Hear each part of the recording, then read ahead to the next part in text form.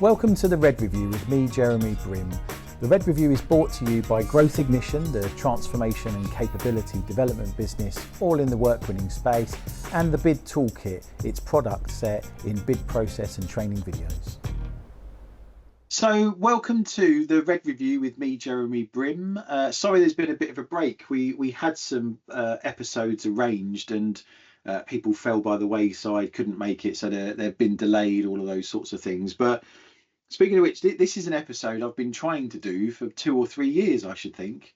So in particular, we're going to talk today about framework management, its kind of intersection with business growth strategy and key account management. So sort of further up the funnel, but particularly I think later how proposals people might play a role in that. But I'm joined by my friend Scott Clark. Hi, Scott. Yeah, hi, Jeremy. Yeah, we finally got there. Got Fantastic there to in be the here. end. Thank you for making the time, mate. So yeah, this one's a really interesting one for the audience that we have of largely bids, proposals people, but some BD people too, or up the funnel people. So Scott, let's do the introductions first of all. So let us know who you are, what you get up to, where you've come from, that kind of stuff to give us some context before we get into the detail. Yeah, thank you for the warm welcome today, Jeremy. So I am somebody that works in the construction sector, I've worked in tier 1 and tier 2 space, and I've developed from being a business development manager right the way up the funnel into to be a framework director, account director, and business development director. And what's been fantastic about my journey today is that I'm able to pivot between each of those three. So yeah, really interesting journey. I'm absolutely delighted to be here today.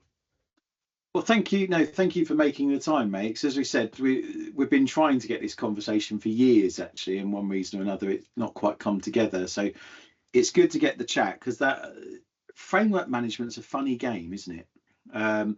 There's not masses of people in the framework management space, but they're quite key roles. But if you ask somebody what a framework manager does, people come back with very different answers.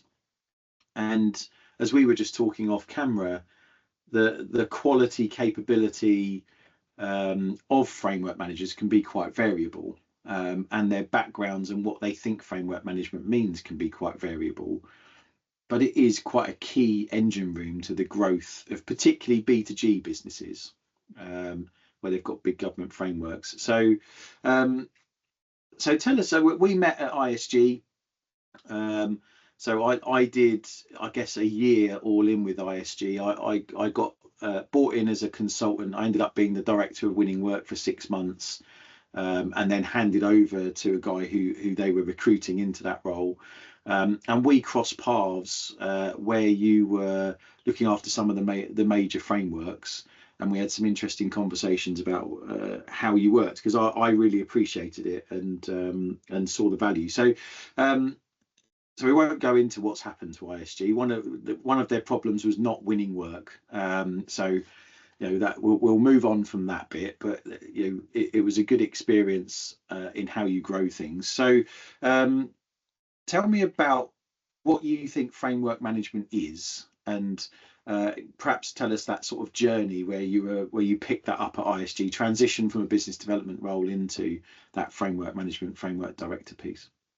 Yeah, thanks for that. So for me, I've always been the individual that's not just been about responding to pipeline. If you are just responding to pipeline coming for a framework, you're going to end up spending a lot of money, and it's not an efficient use of any business's time. So number one rule is don't respond to everything, and don't ask the question at the framework launch of what's the pipeline. Absolutely not. So for me, framework management is a much broader skill set. So if you are looking at bringing salespeople into that environment, you need to be thinking about business improvement, framework rebid, proposals management. How are you going to support your people internally? How can you support externally? So for me, I organize things into buckets. As I say, I'm the man with a workable plan. So for me, the number one thing that I needed to understand when I picked up one particular framework at ISG was how the interface of that framework was going to work within the business. So for that, for me, it was understanding the framework, how the bids work, supporting bid teams, because you'd be surprised, Jeremy, how many people just don't understand the key nuances of framework management, KPI Yeah. reporting, all that, And the getting it mini right. bidding, isn't it? It's the mini bidding of these schemes because they're quite particular. Well, it depends on the framework, but some are more prescribed because obviously you're on CCS where, well, let's face it, they're lazy. And so the client's tender documents can be pretty variable, but more of the prescribed stuff like Department for Education, where it's you're basically filling in the same form for every type of tender, or even Southern Construction Framework, where it's pretty similar.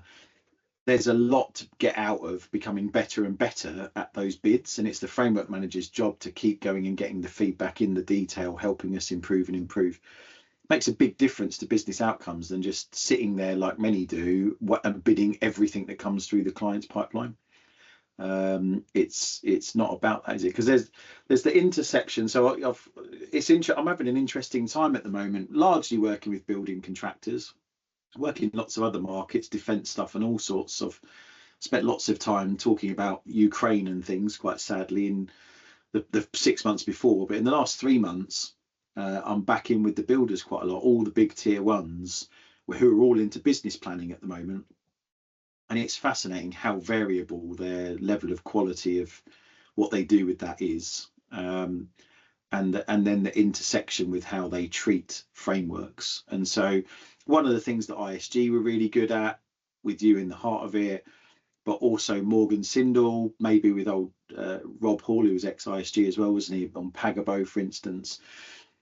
You realise that it's not about going to a framework meeting and feverishly writing down the pipeline that the framework thinks it has. It's about taking opportunities to the framework and being direct awarded them back, isn't it? And so there's a whole game to be played in that, isn't there? That you need to really enable. Yeah, and I mean, I'm not going to talk about specific opportunities, but I was a key architect. I was a key architect in securing some of that major work with government clients. So, yeah, absolutely. The bit that you have to do is really understand your framework. So, support those strategic objectives that the framework has. So if we think back to 2019, I think when the construction playbook started to sort of develop traction, we were looking at, carbon reduction. We were looking at putting social value at the heart of government contracting. So, what part does your organization have to play in developing its capabilities now and in the future? So you need to be investing in why your clients are using that framework as a supplier. Are you the supplier of choice because you've just got that solution nailed? That's where framework management is much bigger than just a sales role. I sat on various working groups, but not just in the working groups, going back into the organization and building capability. So if I think back to some of the stuff that I did with Crown Commercial, it was around developing alliancing models, lean construction, improvement, and bringing that back into the business, but also promoting that to clients that would potentially use Crown Commercial. So the MOJ utilised that as a delivery model. We talked to DIO and others about the benefits of utilising, those key facets in their future procurements. It's about left shift, isn't it, Jeremy? We've spoken about this so many times. Getting up the funnel, being that in that advisory role where you're really adding value at the earliest possible opportunity. Yeah, absolutely. It's a real engine room for growth because as we were saying, well, the thing I've always appreciated with you, Scott, is you're same as me. You're a data first kind of guy, right? It's let's go and do some market research. Let's go and verify that pipeline and make informed decisions top down. Because as we talk about as mates quite often when we catch up, I'm on my 13th client in a row now where 80% of their margin comes from 20% of their clients. When you think about that, that's mad. So they're making the lion's share of their money on a fairly small proportion of their clients. They're making a bit more money on a medium sort of tail. And then there's this long tail of clients that they're doing individual bits of work or small pieces of work for, where they're losing money. And perhaps they're not tracking it effectively. But the amount of very large, well-known, multi-billion turnover businesses that have no idea where their profit really comes from is quite shocking, considering how many people in their business and in contractors that are basically a thin prime, how many people are in their supply chain that's mortgages and rent, rely on these businesses being successful. It's quite easy to run a mediocre business and make a reasonable and okay profit. But the performers, really focus through business planning, they really focus on who their key accounts are, landing and expanding with those, adding a client or two to that list each year, and then they'll smash their numbers to bits. I mean, I think I was telling you, wasn't I? I had a bit of a LinkedIn clash with the leader of one of my competitors the other day, because I'd said that proposals was just the end game. And I wasn't being derogatory to proposals people. What I actually meant was that proposals people are the best equipped to run campaigns in winning work. I think you're an unusual BD person, Scott. I think you grew up in the wrong life. You should have been one of us. You should have been a proposals person, because you're too good at writing and propositions and all that stuff to have just wandered around being a BD good dude. It just happens you have a personality too. What do you think in terms of the opportunity and who should be doing this stuff? Who should be the engine room, do you think, when it comes to getting up the funnel? So the first and foremost, it has to be bought in at the top of the organisation with the leadership. That's where we've had discussions about key account management, and for me, if we apply that back to a framework setting, and if I think back to my time when I picked up Crown Commercial and other frameworks, and that workable plan is, think about your activity, short, medium, and long term. What does 5 years look like in terms of that growth into a new sector, for example? And we can talk about that shortly. But the real thing is, what can you focus on as that real short-term win? And the easiest way to do that and grow your business is through your existing customer base. And you'll be surprised how many times I ask individuals within businesses that I've worked in, how well do we really understand our customer? Where is the data? Where is the feedback? Where's the customer insight piece? And it's never really there. So the bit for me that I found quite interesting in terms of developing that account management plan for a framework was sitting down and deciding where we were going to play in the short term. So that was a market penetration strategy all day long. We were looking at where we were already working and how could we improve that? How could we build capture plans around key pursuits? That was a fantastic journey, and I went and played in capture as well for a little bit, which was fantastic around some really key opportunities. So yeah, that's really what businesses should be doing. Number one rule is focus on your existing customers, because if you do that right, you don't really need to do an awful lot more in the external market, chasing rainbows. Yeah. So the bit we haven't covered that I trip across often, that's a misunderstanding. So we haven't really talked about what a framework is, have we? Perhaps we should have defined that.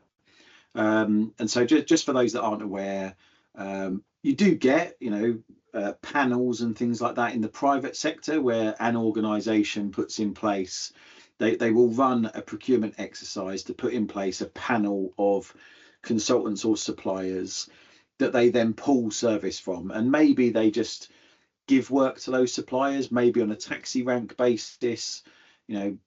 Supplier A gets a job and then supplier B gets the next job, etc., etc.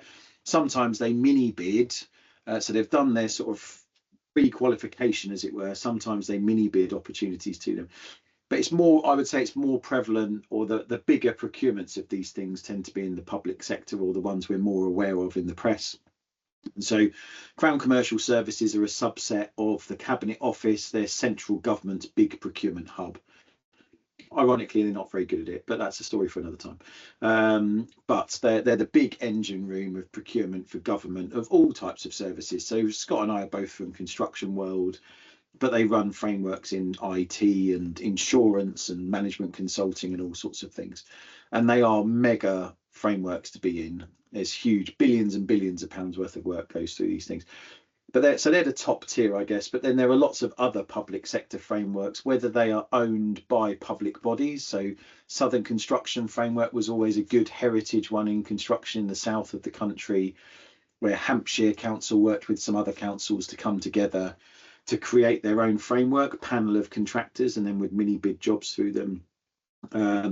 There's now in the modern day, those heritage fully publicly owned ones like Southern Construction Framework, Scape, etc., are coming under quite heavy pressure, market share pressure from the likes of Pagabo and Procure Partnerships, who are really quite polished, very professional, great BD teams, which we should come back to, Scott, how you work with the BD teams of the framework providers in a sec. One key thing I point out to people is, so all of the frameworks we've just talked about are actually zero value. So they have or purport to have a pipeline of work, but those pipelines also massively overlap with each other. So they're not they're not the end client. It's not a program of work or a program of money. It's just a lens or a window to access work. We just need to be clear that the DFE construction framework and their technical advisor framework is a program of work. It's their own money. So you're mini bidding for real jobs with them and they make the decisions on it. Whereas the other frameworks where it's just a lens to market, they have an end client, a local authority, a health authority, a bit of central government that are the end client who will actually pay you. So there's a distinction between what I would say is a program of work and then an actual framework. And the sort of added complexity, Scott, as we were talking about the other day, there's 10,000 lots across all of the frameworks that touch construction, either consultancy, FM, main construction, fit out, all of that kind of stuff. So there's probably too many. But we just need to make the distinction between the fact that these are just a lens to procure in what we were talking about there, I guess. And so the bit, so that's an interesting bit, isn't it? That if you take Pagabo, for instance, they've got some great BD people of their own all across the country. And it's some of this, if you're a contractor or a consultant on one of their frameworks, it's about how you work in tandem with their people, isn't it? Taking them with you as well.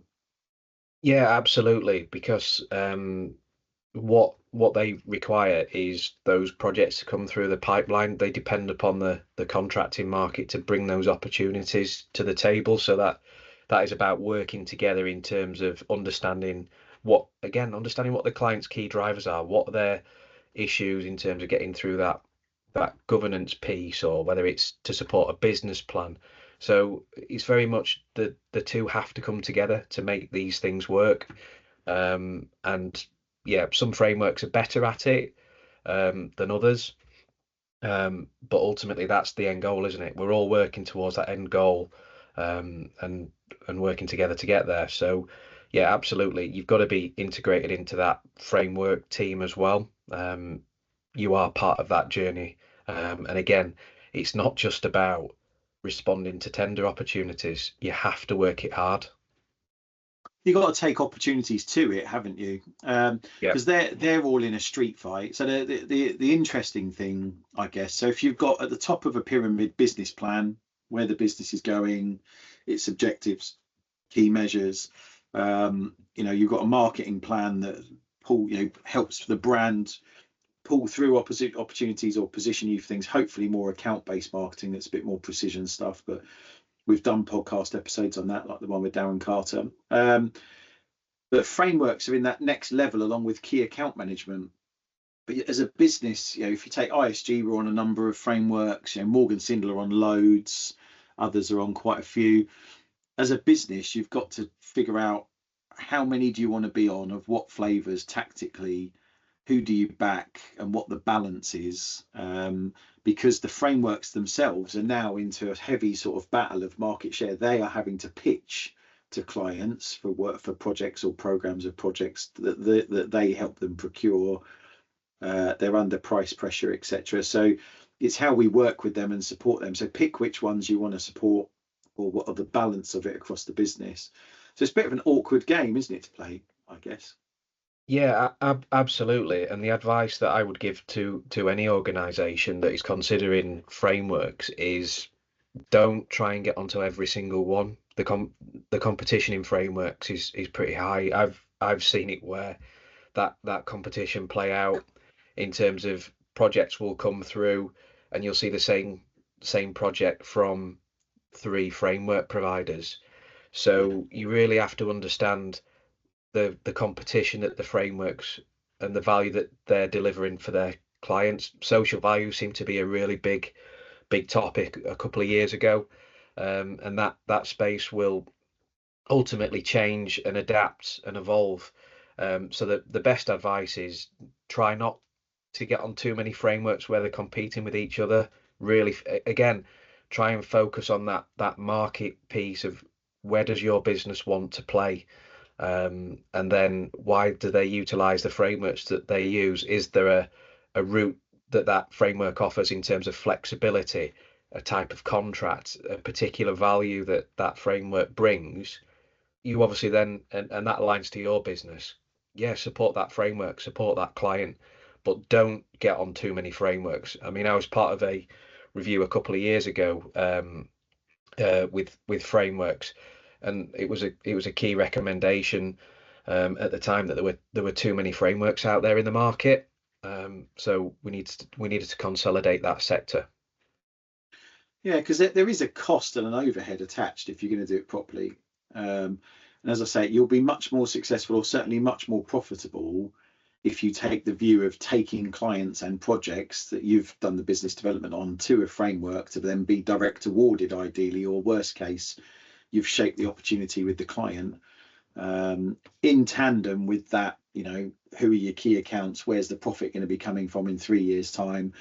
So there's a whole how you map that together in your business strategy is really, really super important. And some of that might be how you might have a flavour, as you mentioned, sectors, Scott. When we were at ISG, we got them big into MOJ, and people like Kate Ryby have gone and absolutely run with that, done a great job. But of course, we were part of that first big prison as part of that first alliance, the capture of that, which went reasonably well. But of course, we were looking at DIO and defence work and what was the right framework to be on, and all of that stuff in that game. So that you can select frameworks that have better exposure to certain sectors you want to enter as part of a go-to-market entry strategy. There's Yeah, there's quite a lot of dynamics at play, isn't there, strategically? yeah, absolutely. And the real, and again, understanding your framework and the clients that are utilizing that framework is important. So we at the time, at ISG, identified that the biggest spender of the lifetime of the Ground Commercial Services framework was going to be the MOD or DIO. So we developed a market entry strategy into defence. It made sense. There was a lot of alignment with the MOJ. And that for me was probably one of the most exciting points in my career. We brought in Yeah, yeah. strategic advisors. We built a governance structure. We built market intelligence, and we decided, what did that look like? That journey with that client in that area over a 5-year period. We knew exactly which work types we wanted to go for, and we just developed that market entry strategy, and it was really successful. We secured some key bids and some key opportunities, and that sector unfortunately is not going to roll on at ISG, but some great people came in to support that sector, and that strategy moving forward. I really enjoyed that. It was Yeah, it's good fantastic. fun. Good fun, wasn't it? So where's this all going in the future? So we've got, new Procurement Act. Uh, should give us more opportunity to engage frameworks before rebids or bids for them, help shape them, that sort of stuff. So we should look at what was in their tender documents last time when we bid it or others bid it, help try and shape their thinking. They should do more and more engagement pre-bid to shape lotting structures and things like that, as the DfE are at the moment for their school stuff. Teaming's an interesting one, isn't it? So we're seeing more and more, particularly for Crown Commercial Services frameworks, companies coming together to bid these things.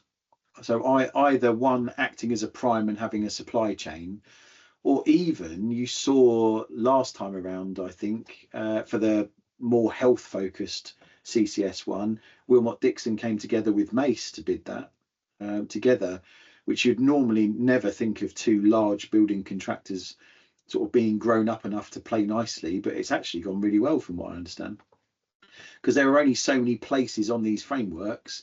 So do you de-risk the chance of not getting on by partnering with someone that perhaps fits nicely in terms of geography or strengths or whatever it might be? It's an interesting space, isn't it? It's a changing world.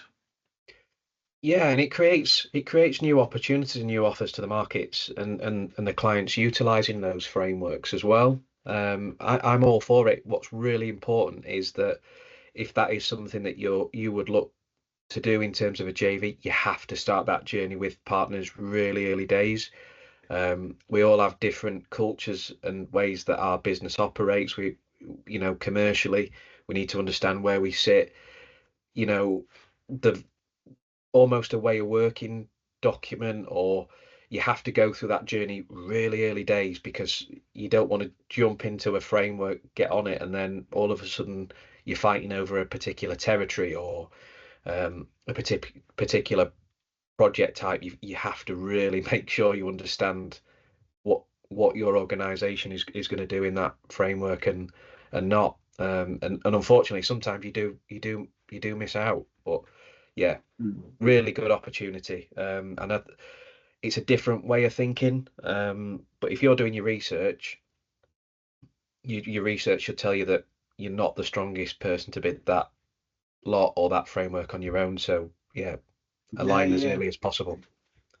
Yeah, I would absolutely agree with that, particularly if you're looking for a big 50-50 sort of JV or partnership, getting aligned and really getting in. I've seen some absolutely massive howlers in the last couple of years of where parties have tried to come together, bid a pilot scheme before a big framework comes out, and it's just not gone well. So yeah, they realise that actually one of the parties is far more expensive at one bit, or carries much bigger overhead, or something that's going to affect your ability to win. So that's quite a big deal. But the other thing is, if you're a smaller business, like I've got friends who are in sort of tier 2 consultancies that just find a prime and partner with them. There is, just think about it. I do have a school of thought, because I've got 100% win rate for CCS bids. I've won management consulting 3 and construction services and construction ones and MMC ones. And so do I go and bid them on my own as a thin prime and take a supply chain with me, create an umbrella organization, and create a business out of that? I don't know. It's an interesting idea. I think I won't pass the financial restrictions. One of my mates keeps telling me I need to fill out the spreadsheet of the sort of financial calculator on what you need to have in terms of balance sheet and things. I don't think my business is at the races, but I sometimes wind up some of my mates by saying, well, I'll just bid against you on my own. We'll see. But there is a place for SMEs. In fact, it's very important that SMEs are in the supply chain for these things. If government are going to go down these fewer places on longer frameworks like CCS, like they seem to be, getting into teams and doing that really early is super important. Because I've had to do some workshops with people recently where they just hadn't even thought about it, and it's not clever.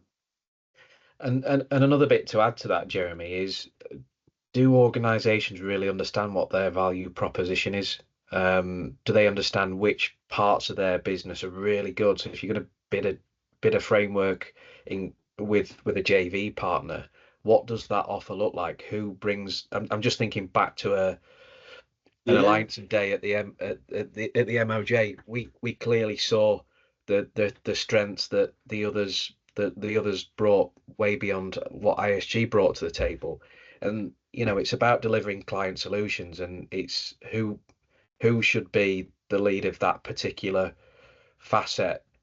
Let them run with it, but really understand what your value is back to your customers.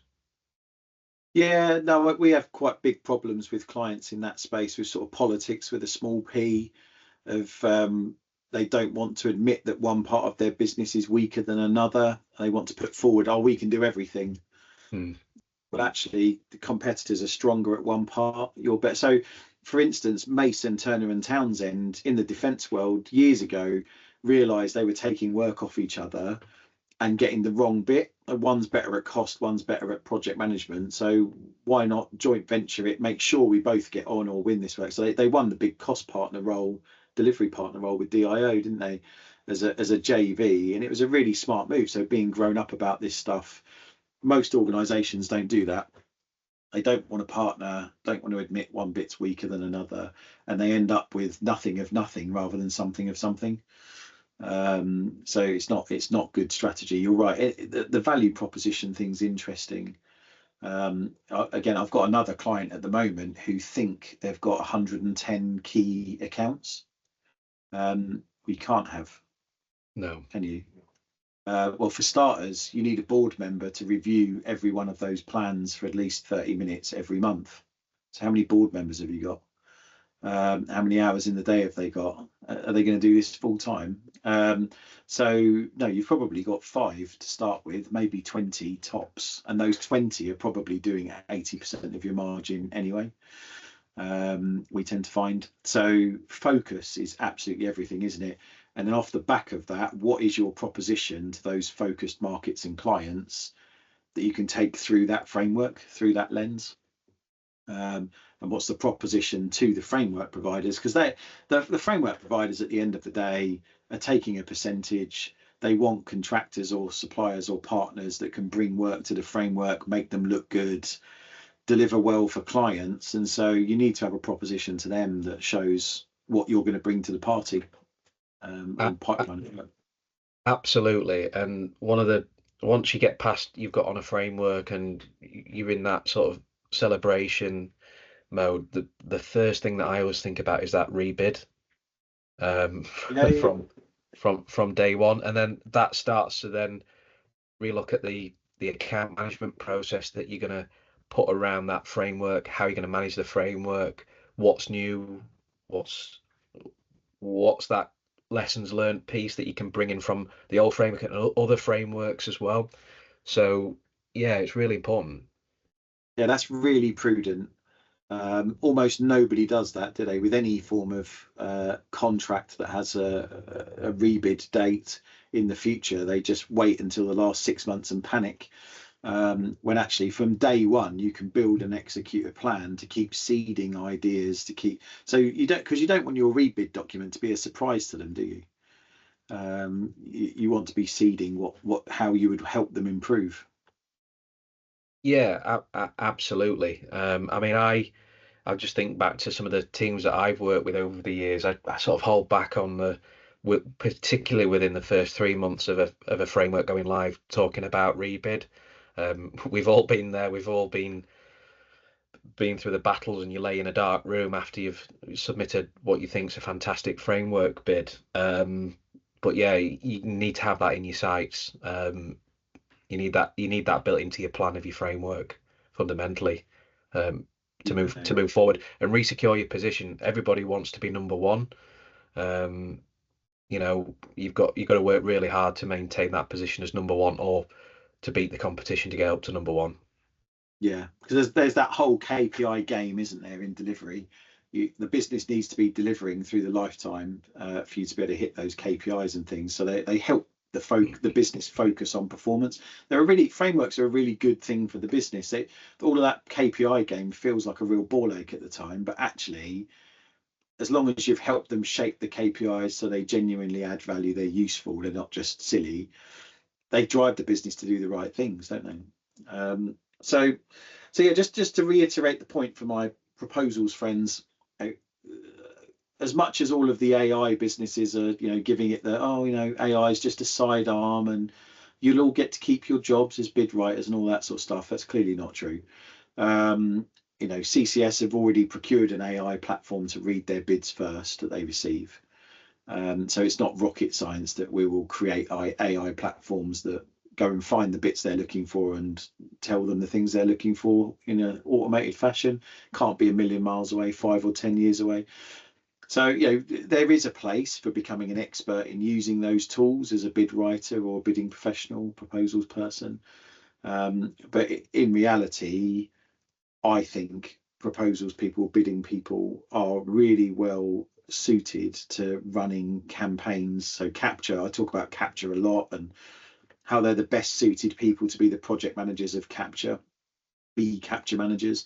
But also, I think frameworks is an interesting space. And I'm working with a client at the moment, actually, who has a framework manager for one of their major frameworks who was a proposals person, because they get how to win work, don't they? I'm not saying BD people like your heritage, Scott, aren't the right people for it either. I just think there should be a contest, or I think proposals people should think about it as a potential route for their career that they want to gravitate through. Because they obviously they understand how to optimize the mini bids and all that sort of stuff, but we understand how to run campaigns, which is a big part of frameworks, right? Yeah, absolutely, and that's a skill set that I bring to framework management, is that workable plan. The bit around that is, there's the responding to tenders and being ready for those. We've talked about that at length, but it's that you are the architect at the center of your organization. I think back to my time at ISG. I was working with multiple bid teams across the whole of the UK. The maturity and understanding around frameworks was mixed. Some parts of the business really hot, others not so. So you have to be that internal champion of how do you build a system that embeds all that learning, continuous improvement, but can support those individuals, those bid teams, those delivery teams at the certain life cycle point of a project, whether that be pre-construction, post-award. So I spent a lot of time developing documents, presentations, webinars, and one-to-one support with people, taking them on that journey. So you've got to be that internal champion, you've got to be that external champion, and you have to think about your framework, your internal people, and your customers that are going to use that framework. If you focus on those three key areas, get them right, you'll be successful. Yeah, I'd agree.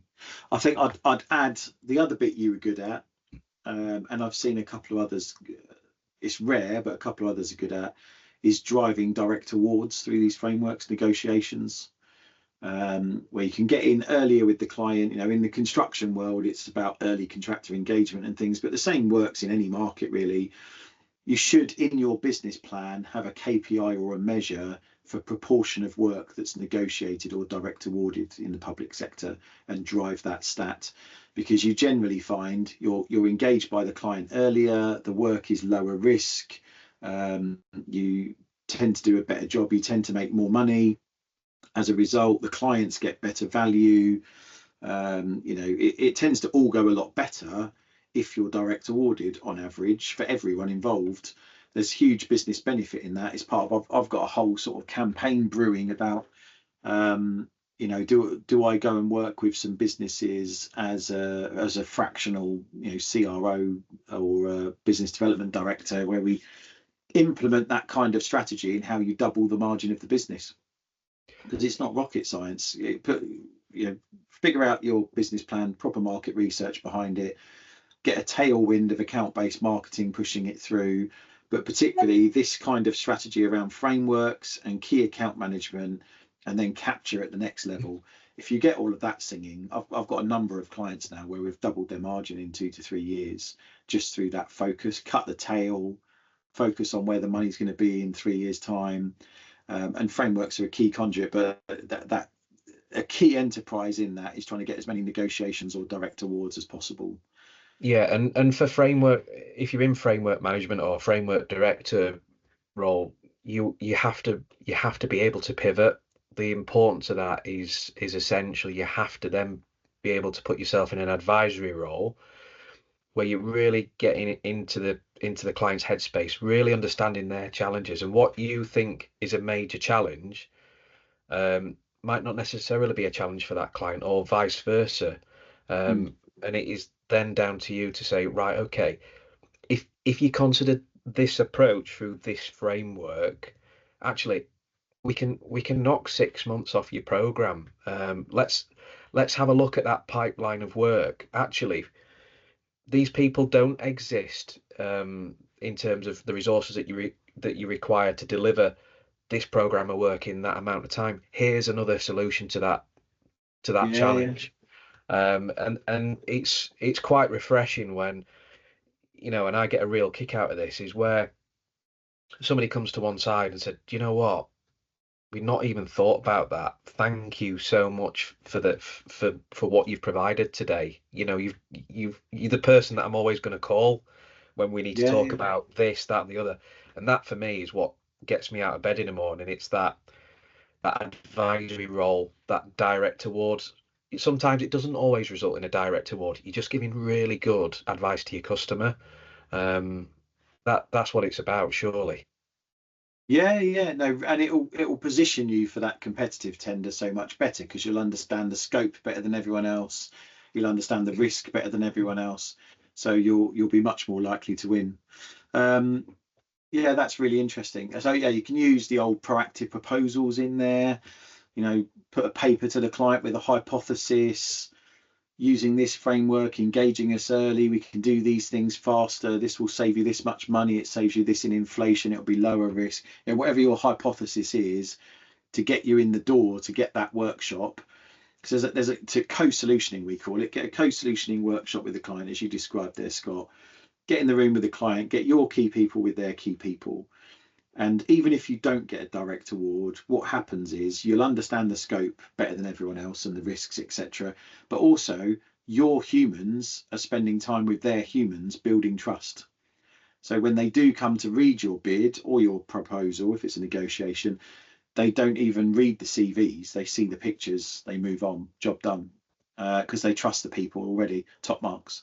Yeah, So and yeah, that's that's where where we want to be. So sorry, I was going to say, and that's where we talk about proposals then is the end game. It's not the start. Um, I talk to everybody about left shift, and that's the space where you can really add value. That's where, you know, business development professionals need to develop their skill sets. Um, yeah, yeah, it's a really interesting space. That's where we should be spending our time. I agree. Well, good place to finish. We got there. That's the full journey of frameworks that I've been meaning to have with you for probably 3 years, Scott. So thank you very much for making the time, mate. We covered some ground there. Hopefully, food for thought for the audience in where they might be able to gravitate to in their careers. It's proposals is absolutely vital in that end game. We've got to put the ball in the net, but there's so many opportunities upstream in capture cam. But I think frameworks and how we strategize around them, manage them, is really quite interesting at the heart of the growth of the business. So thank you, mate. Great to hang out. Love to see you, and we'll have another episode for the audience soon. Thank you. Thank you.